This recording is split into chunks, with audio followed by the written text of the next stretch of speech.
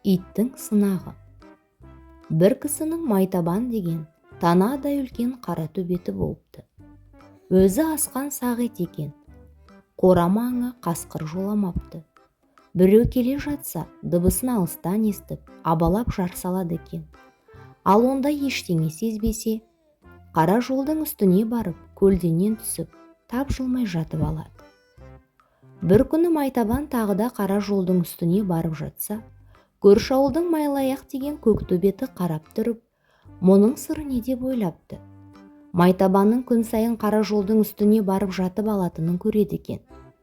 Мен оған барып сұрайын, мұнысының мәнісін білейінші, не себептен қара жолға барып жатып алады, деп ойлапты. Содан Майтабан қара жолдың үстіне барып жата кеткен кезде, Майлаяқ та қасына жетіп барады.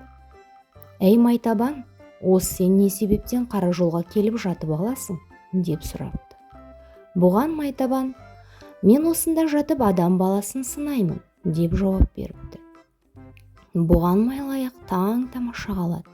Сен сонда адам баласын қалай қайтып сынамақсың? Ол былай, жақсы адам маған таяп келеді де, тиіспестен үндемеген күйі әріректен айналып өтіп кетеді. Ал жаман адам болса, мені көргеннен айқайлап, бажылдап, байбалам салады. Қолында таяғы болса, соны сермеп, маған қарай таптап береді.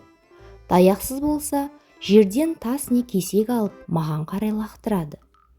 Сол кезде мен сенің неңді бүлдірдім, жөніңе кете бермейсің бе деп, ренішімді танытам.